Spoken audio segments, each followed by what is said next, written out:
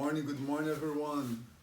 Today we decided to change place. We came to my house here. I have a set of mats up in my room here in my house, and we are meeting here today. I have my cats that came to join us too. My purple belt cat. How you feel today, Rafael? Awesome, man. Good? Tudo bem. Yeah, Bom I dia, everybody. Bom had dia. a good workout in the gym and came home here, got some food.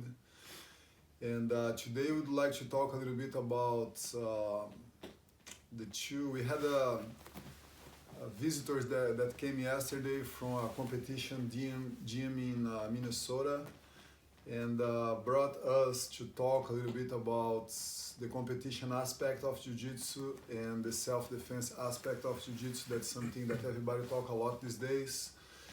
And I can talk about this a lot because I've been on both sides. I started my Jiu Jitsu journey 20 years ago, focusing in tournaments and competing with my team and my friends. And I taught Jiu-Jitsu for a long time, focused on competition and tournaments. My last competition was in 2009 on the Europeans tournament in Portugal. And that's when I decided to retire of competition and look for another way to train. And it's totally different aspects. And later on, we're probably gonna lead this conversation towards injuries and how you feel when you train Jiu-Jitsu in a competition environment and when you train Jiu-Jitsu in a self-defense environment. Our gym now is based 100% focused on self-defense. We don't train students for competition, we don't talk about points, rules, federation, or anything. We prepare our students for life in case they need to defend themselves, or if they need to defend a friend or a parent or whatever, and that's bringing us a lot of rewards, especially teaching the kids, right? We just talking about this recently. We asked the kids like, hey, do you see fights in the street and do you see fights in the school? And they always see it. Actually, yesterday a kid reported to you a situation that he saw a fight in the school, right? It was like 3 or 4 kids that talked to me about different situations that happened in school, and to give you a little bit of context where we coming from as a gym. Jackson opened the gym now, what, 3-4 years ago? Yeah, 3 years and a half ago I opened my gym, and that was already 100% focused on self-defense. Yeah, and he had experience with competition in Brazil when you started, but in London that was another competition one. Then when you came here again, that was another competition gym, right? Mm-hmm. And for me, for example, the only experience that I have is self-defense. A little bit in the beginning when the gym was transitioning to the self-defense part. I didn't have other experience of the school, so I'm lucky enough to start with the self-defense mindset like right away. But hearing all the stories and seeing the other guys coming into the gym with the competition mindset and the sports side of it, and the kids as well, the experience is totally different. So I wanted to give you a little context on that part. And for the kids, that the situation in schools happen all the time, like we were talking about before, about bullying and all of that. The main difference is the way that they defend themselves when that situation happens. Like they see punches thrown in and grabbing everything, and if they're in the other gym that practice only competition and point systems and all that stuff, it doesn't make any sense for them to practice pulling guard. If you don't know that, that's just basically lay on the ground and then close your legs and hug the other person. If they're throwing punches, how can they defend that if they don't know how to, if they don't practice that in their own academy? So it doesn't make any sense for them to go into a competition gym that most of them sell as a self-defense, by the way, that they sell it that way, and then you enter and then they're grabbing the uniform and not even practicing a little bit of what the strikers are.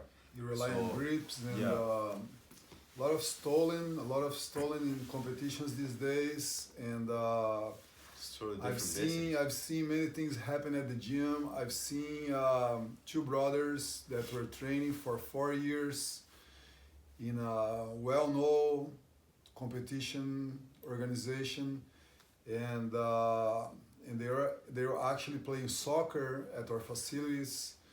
And a kid put this kid on the wall and was intimidating him, and he didn't know what to do. And he came to me and asked like, "Hey, that kid's messing with me." I said, "So what did you do?" And he said, "No, I didn't do anything. I didn't know what to do." And that was a kid with 4 years on his luggage, 4 years of Jiu Jitsu, stuck on the wall in the corner, and he didn't know what to do. This is where? This was a while ago. This is a while ago. No, but in the academy here at Memorial Indoor, at our gym. These two brothers, you know them. I don't want to tell. Yeah. I don't want to say their names, but they trained for 4 years in a competition academy. That's what I wanted to ask. In the competition academy before, okay. Wow. Yeah, in a very well-known competition academy for 4 years, and they didn't know what to do. They didn't know how to raise their hands and tell the guy to stop and walk away, or how to move away from the wall in case somebody gets you stuck in the wall.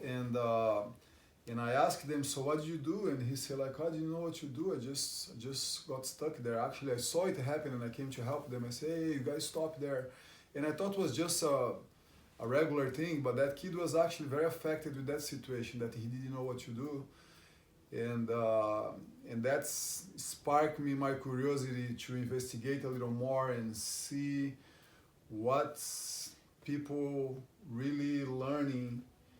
And I'm not saying that a competition gym is bad for you. It's just a different approach. It's very good for you too. Yeah. Bring a lot of benefits. It's different service. The main difference that I think about what we teach today, 100% focus on self-defense in a competition academy, is in a competition academy, the person that's already strong, he's gonna be stronger.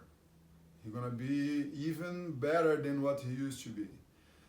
But a frail person with no much confidence, a smaller guy that have no much confidence, and he go to a competition gym, it's gonna be harder for him to follow the standards, because, and most of the gyms that focus on competitions and tournaments, they don't obligate the student to compete. They don't say like, "Hey, you're gonna train here, you're gonna have to compete." Some of them do, but most of them don't. Most of them, yeah. But imagine you see all your friends going to compete, but you can't be part of that.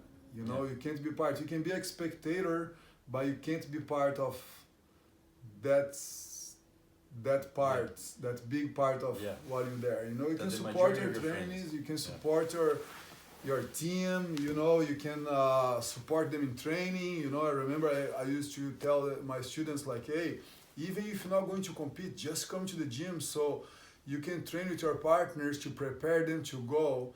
When you prepare somebody to go to a competition, you're talking about a hardcore training, okay? Because it's a war out there. When you go compete, you're facing somebody that you don't know. You don't care about what's going to happen to that person, if you get injured or not.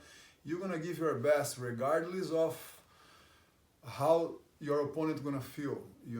After you shake hands and you hug each other, but if you broke his knee or his finger or something, you don't really care about it. That's something totally different than the environment that we have now. We really, really care about the well-being of your partner. We don't even call an opponent. We call your partner. And yesterday actually I left the class a little early. I had to leave the gym a little early because of family issues, and I asked how I felt today. "So how was training yesterday after I left?" And he said, "Oh, we have this visitor that came from another gym, and he came to visit us, and he trained in a competition gym up north, and he was totally overwhelmed with the training here at the gym." Right? Tell us a little bit about what this person reported to us. Yeah. So it was an interesting story that he was telling me. He comes from north, like Jackson said, and he came Tuesday. He came Monday, and he trains in a mainly competition gym, not only the competition gym, but MMA black belt is the one that is teaching the classes. So it tells me a little bit about the type of training that they have and the way that they do their own curriculum and all that stuff, right? So when he tells me a little bit, he sees the training. When he gets Monday, we have first advanced and then we have fundamentals. So he gets 30 minutes before, he sees 30 minutes of the fundamentals, of the advanced, sorry. And the advanced, we train the techniques a little bit, and then we get to the training part, the rolling part. And that's like a sparring in boxing. We spar a little bit, but super friendly. So he sees the training, and then after the fundamentals, he sees the fundamentals. In the fundamentals, there's no training at all, just technique. And we sit after all those classes after we end up the day basically at the academy. He tells me a little bit of the story of his academy, like I told you now, and he tells me like this is incredible, the way that you guys train in the advanced class. Not only the process that we do is that they do there in his school is 3 days of basic and then training. So three days of basic of techniques and everything, and then he sees 3 techniques like us, but then after that he's training. So for him that he's white belt, for him that he's a white belt 3 stripes right now, it's difficult to have all the tools to defend yourself with those type of calibers of blue belt, purple belt, brown belt, and black belt. So he was telling me he has, I believe, I don't want to make the mistake, but 3 to 4 months maybe training, and he got injured several times during those couple of months. Not only several times, but he has his wife there now for 2 months, and he injured herself as well, 1 time or twice, I think. She got injured too? Yes, she got injured too. So, and what I was telling him, and this is something that I want to share with you, if you are in a competition academy, if you are in an academy that you believe that is either too harsh or too something that you're not looking for, the competition gym or a different gym, MMA or competition, is a totally different environment and goal. The end up goal is different. Competition MMA, the goal is to either fight in a cage or to go into competition, win a trophy. Yeah. And or being the best in the world. Being the best in the world, you have to go, like Jackson said, you have to go through training, hard training, because that's the world that they live in. And that's what I was telling him, that he felt, and I talked to him about it, I was going to talk about a little bit of this in the podcast, that he didn't feel worth it, that he was not good enough, that he felt that he didn't feel that he can make it there for another year because he has a 1-year contract. So I was telling him, look, not only that you're worth being there and that you're good enough to be there, everybody's good enough to do jiu-jitsu, but the situation there, the end up goal is not the one that you want. So that's the only different thing, but they don't explain it because they're just trying to do business. They try to self-defense and everything. It's self-defense. MMA is a little bit similar, but it's not the end goal that he wants, because he wants to train for life. Jiu-jitsu for life is different. It's different training. It's different end goal. It's really hard to keep like a life journey in jiu-jitsu unless you like an athlete already. You know, if you go in that environment where people are training hard to compete and achieve, to get that trophy, to become like the world champion, and the team want to win several years, you know, so they try to engage all the students to compete. And I compete many times in my life. I never been the best at it, never even close to be the best at it, but I was always trying to follow those standards, because we had some very good competitors in my gym. I had some very good competitive students, and that's how I got myself in a very bad injury. After many injuries, I was always injured. Actually, this is something that I don't remember myself without injury when I was training under the circumstances of getting prepared to compete. I was always injured. This is part of what you do. You know, that's the talk inside the gym. Hey, how's your knee? How's your elbow? You know, is your neck okay? And this is a normal thing inside these academies. You know, it's a very normal thing. Until the day that I got a very spine herniation disc in my spine, and pretty much I could not move anymore. I could not do anything. I couldn't train. I couldn't do anything. And then I was about to give up on jiu-jitsu. I was about to stop. You know, and that was pretty much 6 years ago when I faced this injury. And because my mindset was, I cannot tap to my students. I cannot let them control me. You know, you don't want a guys to control you if you train to a tournament. That's going to be 2 or 3 points that's going to make you lose that fight. And that was my mindset. If I get a hard time in the gym with a student that he passed my guard, mount and choke me or nearly choke me and put me under some heat, that was a wake-up call for me. I was like, no, I need to go and run more. I need to lift more weights. I need to compensate. My jiu-jitsu is not enough. I need to compensate with something else. And not even talk about steroids and everything that people bring in today to follow those standards and be the best they can. I never been in that direction, but I was close. I was close to give up and say like, I need some steroids or something to follow that. I could not live with the idea of losing to my students until I lost myself. You know, I lost myself, and then I was broken. I could not move anymore, and that took me like 2 years of learning and understanding until I found something that was brilliant. That today I'm very thankful that I had that back injury, because brought me a new gift in my life called the foundation training. That's something that eventually we're going to talk about that a lot. That put me in a totally different perspective in life. And at the same time, I decided like, I can't do this anymore. I can't. If I want to do jiu-jitsu for longer and really explore the talent that I have to teach and share jiu-jitsu with other people, I can't go in that path anymore. You know, competition was ruining the way I was training jiu-jitsu. And that's when I found out like, now I have to go back to the roots and learn only self-defense, and I need to find a way that I can train every day without get hurt as much. You know, you still get hurt, you know, you still get sore, a little finger tweak here, a little bruise there, but not like before, knee surgeries and herniation disc and broken knees and knee reconstruction and jumping guard. I've seen like classes of my professor teaching a class, guys, today we're gonna learn how to jump in guard. That was a fundamental class. Actually, I saw a video yesterday of a big organization, fundamentals class, jumping guard. You know, like control the collar, jumping guard in each other, and you have to hold your partner there.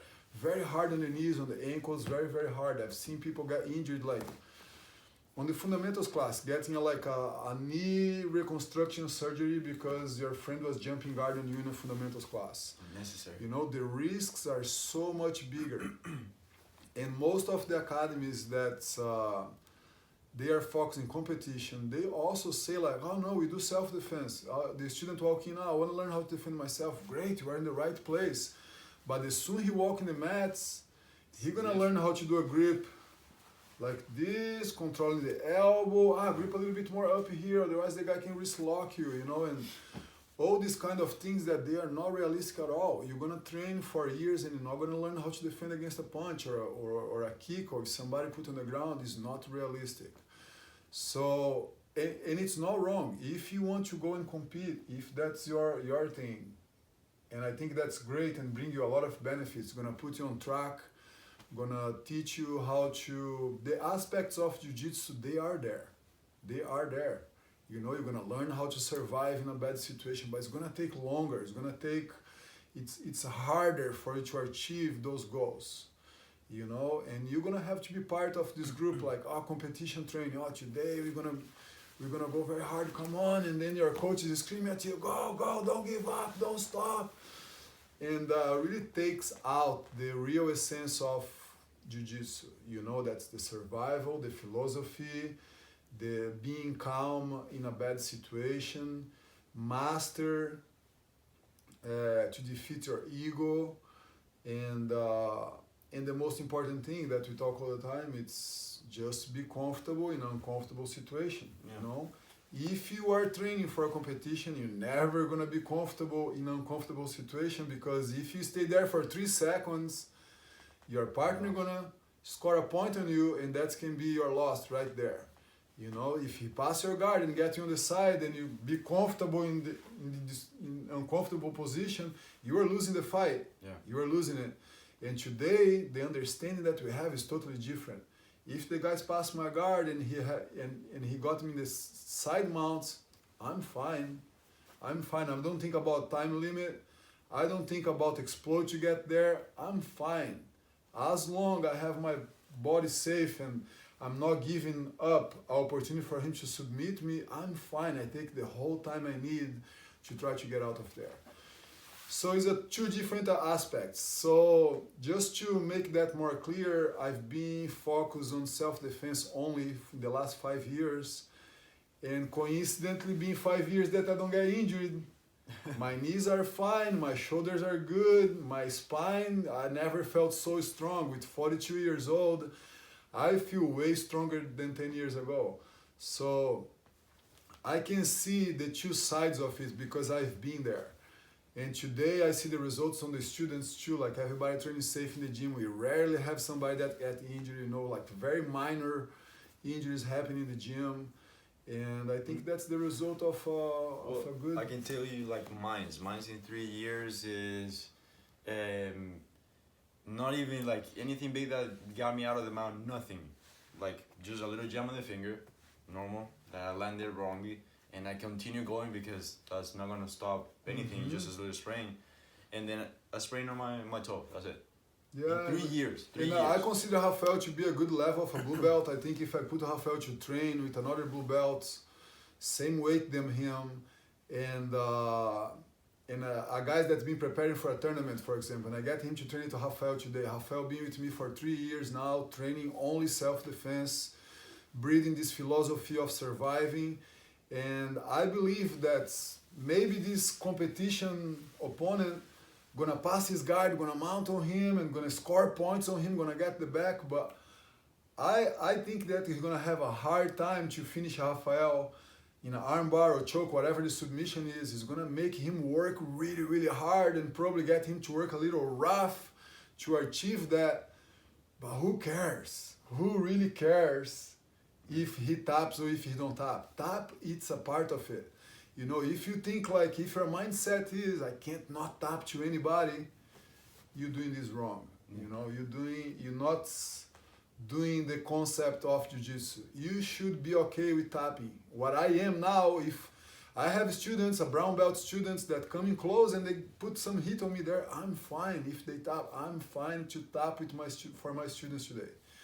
You know, this week I also saw a post of a guy on social media saying like, if your professor not rolling with you, you are training the wrong gym. And I agree with that. And that was me. Like sometimes I don't want to roll, I don't want to train because I was not in my best day. I was not feeling that I could defeat everybody today. Every day is a good day for me because I'm fine with that. So I'm a professor that I train with my students pretty much every day. I roll with them pretty much every day, but my ego is out of me. You know, before there's many days, sometimes even a month that I don't want to roll. I'm not going to roll today because I was not in my best shape, in my best performance during that month. So I don't want to take the risk at all. I just don't want to take the risk. And today I'm fine with that. Even if I'm not in my best day, like I had tendinitis on my arm, so I would not train before. If my arm was not 100%, I would not train. No, I can't train. My arm's not. Today I hold a ball in my hand and I train to my students. They get my back, they mount on me. So I'm practicing my defense anyway, you know, a very playful way. And yeah, I think that's a good comparison about the two sides of Jiu Jitsu. None of them are right and wrong. Just if you're looking for Jiu Jitsu and if you are in a place, maybe you're training self-defense and that's not enough for you. You're a very athletic guy and that's not enough for you. Go and find a gym where people train harder. And either way around, you know, like if you are in a competition gym, and that's too hard for you. You're getting injured all the time. You don't feel confident to go and train, and you're not okay to tap with your friends. Just so you know that there is another methodology waiting for you somewhere. Another curriculum, there's another there's another way to train jiu-jitsu somewhere that you can always explore. 100%. So don't give up. If you are training in a gym that you're not comfortable, just research a little bit and find out another academy that could deliver the product that you're looking for. Either way around. I have students in my gym that I have to come to them and say, look, I am blocking your potential. A student that he want to train very hard and he want to attack heel hooks and he going 100% with everybody. I see that guy like, hey, you're going to do very well if you go compete. And he was asking, I want to go compete. And I say, look, there's a gym down the road here that you're going to fit very well there. You should go there and try a class. No, professor, but I like to train with you. I say, look, I love to have you here, but we are not exploring your best here at my gym, okay? You are not just, I'm not exploring your best, but you also you are a little dangerous here to train here. I have to be watching you all the time, and if I leave the gym and leave you training here, I'm not comfortable with that. So I have invited some of my students to go train somewhere else, and they did, and they go, and I think they're doing very well there. Students that I come to them and say, look, I love to have you here, but I think you belong to a different place. And that's go either way around, so never feel that's to give up before you try everything.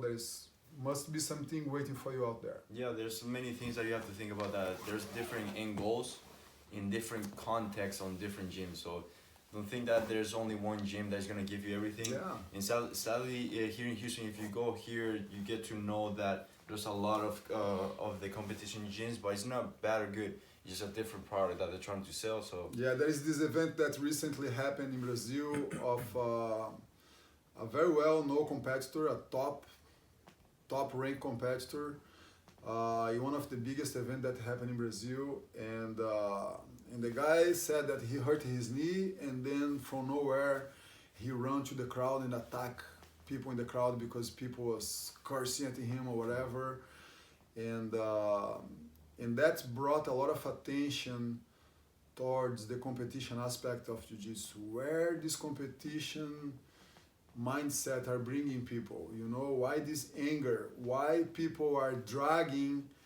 the trash talk from MMA and put this inside of jiu-jitsu that's supposed to be a martial art that's rely 100% on respect, discipline, and where is this? What's going on here? What's going on with this competition thing now that people go to weight and they stare at each other and they curse at each other and they say they're gonna kill each other?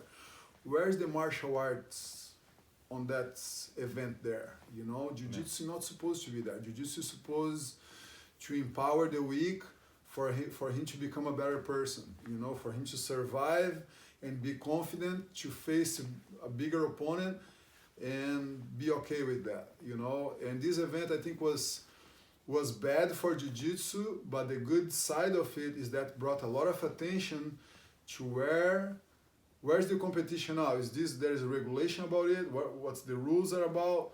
Is that okay? Like you get angry in the mat and you run towards somebody and you attack somebody in the crowd? Is that okay to do that? Is that a martial art thing?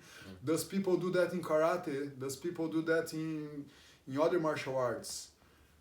It's something for us to think about, So that event really brought a lot of attention. I saw a lot of masters in Brazil. I'm talking about red belts, coral belts, really trying to investigate more and see what's going on there. Recently, I work as a referee for many years for the biggest federation in the world. And I remember me refereeing, there is like a blue belt guy cursing and saying names to my mom.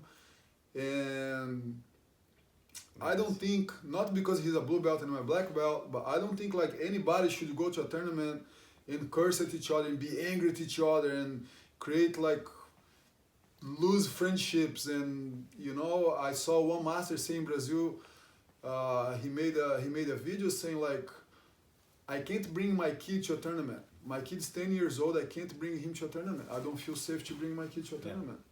You know, I see at my gym like all families coming to the gym and sit around there and hang out there, and they don't have this kind of issues.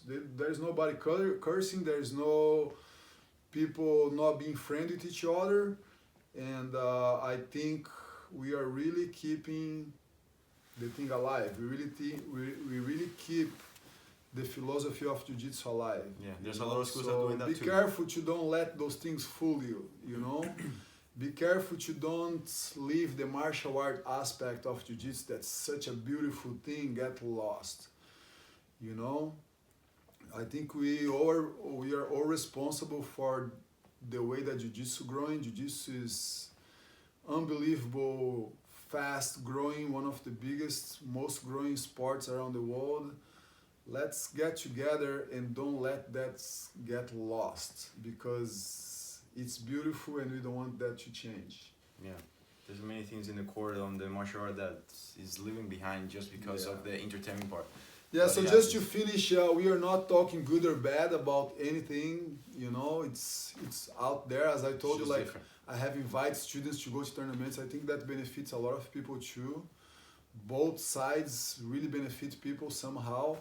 But don't give up because you're not happy in the place you are, you know. Try something else. Go to another gym. All the gyms offer like free trials, and go meet them. Go walk in and, hey, can I try a class? Oh, do you train somewhere else? Yeah, I train in the other gym there, but I'm not happy there.